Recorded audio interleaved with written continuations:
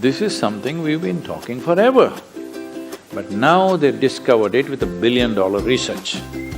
And I've seen hundreds and thousands of people who just become healthy and well. If something appears on my plate, if I just feel this, I know what to eat and what not to eat. You eat something today and see, just learn to observe how agile and how active your body feels after eating this food.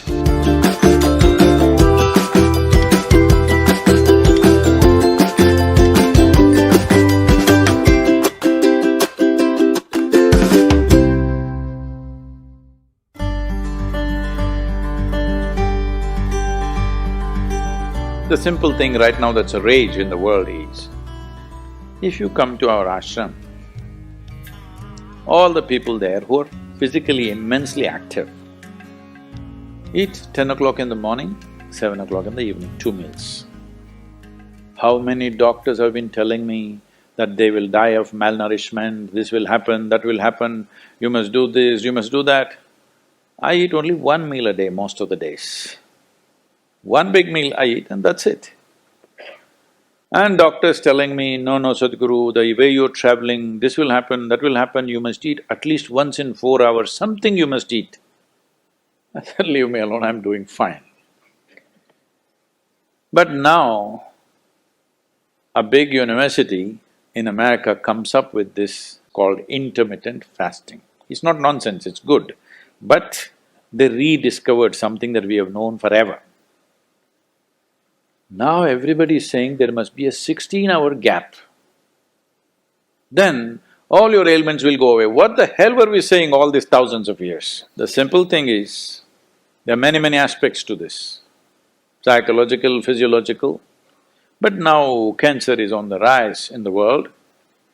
A cancerous cell is like a criminal in the society. All of us have in our bodies. Only if their concentration becomes more than what they should be, or they gang up and locate themselves in one place, they become like organized crime. There are pickpockets in Kochi, I'm sure. Hello? There are small-time criminals, individually operating in twos and threes. We don't take it very seriously, we leave it because it happens.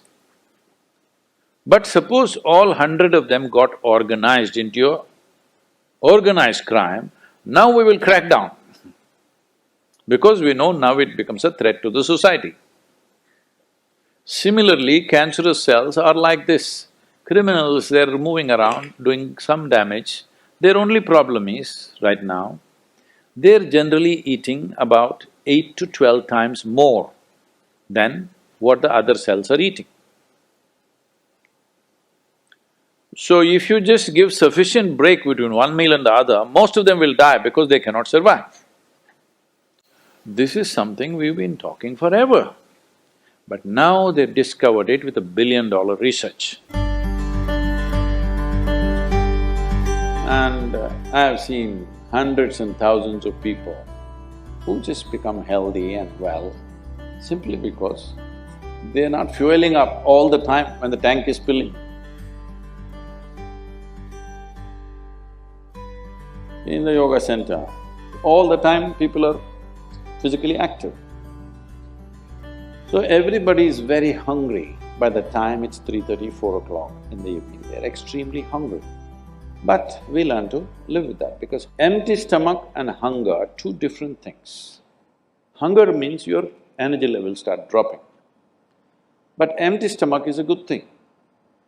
In the yogic sciences, today modern science also is coming in line with this. But what we know by our experience, you will spend $1 billion to come there. Because research is all about how many $1 million, that's how it is. Your body and your brain works at its best only when your stomach is empty. So we always make sure we eat in such a way, how much ever we eat, our stomach must be always empty within 2 to 2.5 hours' time maximum. So we go to bed hungry always. People think they cannot sleep. They can sleep. On an average, for 25 years on an average, I slept only 2.5 to 3 hours. These days I'm getting little lazy and sleeping anywhere between 3.5 to 4.5 hours in spite of the level of travel that I have. When I say level of travel, if I say my level of travel in the next few days, you will fall off your chair. Yes? Should I tell you? No, not necessarily. Because in the next 10 days, I'm in 5 different countries, doing I don't know how many events, all kinds of events. So, you're able to keep this up simply because you don't overeat. It's very, very important. Everybody eats 2 meals. I generally eat only 1 meal, 4:35 in the evening, because I don't like to sit in front of the plate and worry about how much to eat. I like to eat well. So, 4:35 in the evening, if I eat a meal, it's only next day. Is this enough? Am I looking okay? Hello? Because any correction and purification that needs to happen in the body, your stomach needs to be empty. It's very, very important. Otherwise, the purification on the cellular level will not happen. You pile up things and then you have all kinds of problems.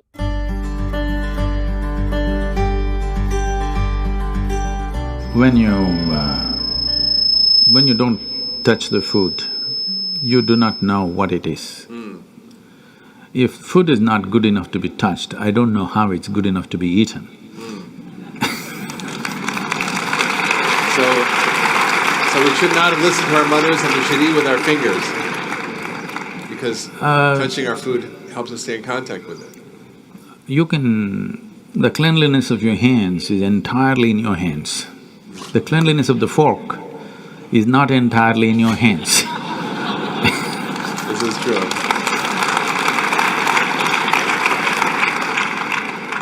And nobody else but you have used these hands. So, there is an assurance as to how clean or not clean it is right now. The fork, you do not know who's used it, how they've used it, for what they used it. And all they have to do is wipe it with a tissue and give it to you and it looks pretty clean. Above all, you don't feel the food. The first thing that's been taught to us is, if food appears in front of you, to hold your hands upon the food for a few moments, just to feel how the food is. If something appears on my plate, if I just feel this, I know what to eat and what not to eat, what I should not eat. I don't taste it and then reject it, I just don't eat. Because my hands are the first level, not tasting in the sense the tongue tastes, but knowing the food. First thing is knowing the food. You want to know a person, you guys go and shake their hands. I'm usually avoiding that, but That's a good strategy. But the food that's going to become a part of you, first thing is your hands. Even if you physically don't touch it, just being conscious and being there, it clearly tells you how the food will behave within you. Whether this particular food on this particular day, should it go into you or not, because every day your body is not the same thing. Every day, every moment it's different. If you feel the food, you just know whether this food has to go into you on this day or not. If that much awareness is brought in, we don't have to go on telling people what they should eat. Every meal they must decide what they should eat in that meal. There is no one prescription that this is what you should eat for your life. That will feel too claustrophobic, that only this I can eat.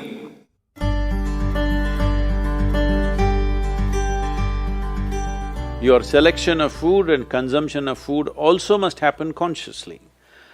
More than what you eat, how you eat it is also equally important. When I say how you eat it, these are all live substances. Every one of them had a life of their own, whether it's a plant, animal, vegetable, every one of them had a life of their own. Now in some way, you're making food out of it, you must consume it with utmost gratitude. If you approach it with a certain sense of gratitude and reverence towards the food that you eat, when I say reverence, it may feel like too much for you, but I'm asking you, let's say we put you in a room and you had nothing to eat for 5 days. If God appears in front of you, what will you ask for? Food? So that's how important it is. You must understand the food on your plate is not just a substance, it is not a material, it is not a commodity, it is life. It is the life-making material for you. So you must treat it as such. Right now, when it's on the plate, when it's out there, it has no value, but the moment you consume it and it becomes your flesh and blood, now suddenly it's of immense value. Why do we live like this? It's very important, when it comes on your plate itself, you must treat it as a part of yourself. With great reverence, you must consume. Just the way you consume it, if you change that, food will behave very differently within you. This is what consciousness means. If people say your consciousness has no impact on your life, only chemical structures have impact, I'm very sorry for them because that's not how life works. Human consciousness has a deep and profound impact on everything that we touch, especially the food that we are making another life as a part of ourselves. When we're doing such an act, it's very, very important we treat it with utmost gratitude and reverence.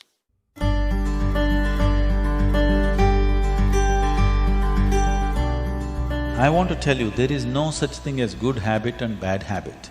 Habit means you are functioning unconsciously. If you're functioning unconsciously, that's a bad thing because the whole thing about being human is we are capable of doing things consciously. That is the beauty of being human, that we can do everything consciously. What an animal does unconsciously, we can do the same thing consciously. We can eat unconsciously or we can eat consciously.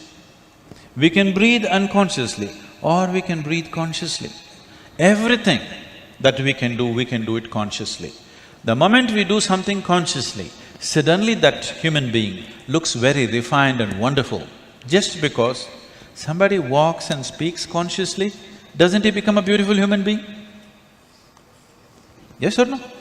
That's all. So why is it that we are trying to develop habits as if there's a good thing? Habit means fixed realities, where you don't have to think. You get up in the morning and it'll happen to you.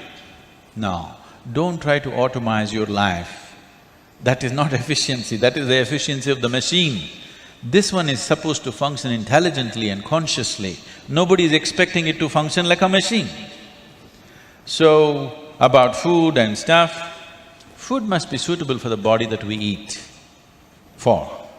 It is for the body. This is a building material for this body, the food that you're eating. What is the appropriate food? Unfortunately, is all messed up right now. Traditionally, we ate very sensibly in this country, but these 1,000 years of innovations have brought other kinds of food cultures, and today the national diet is pizza or pasta. What is it? Which is one? I don't know. Both were competing.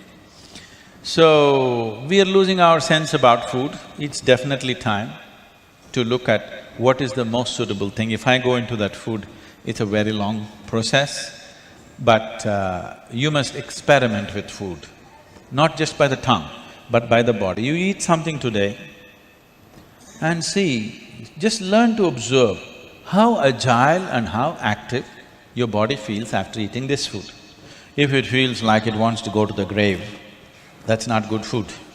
If it feels like it wants to be alive after eating this, except coffee, because that's a stimulant. If you eat food and your body feels very agile and alive, that means it's good food, body is liking it. If you eat something, it feels dull, that means it's not liking it, it's having difficulty with it, that's why it feels dull. So just on this basis, there's a much… this is a very simplistic way of putting it.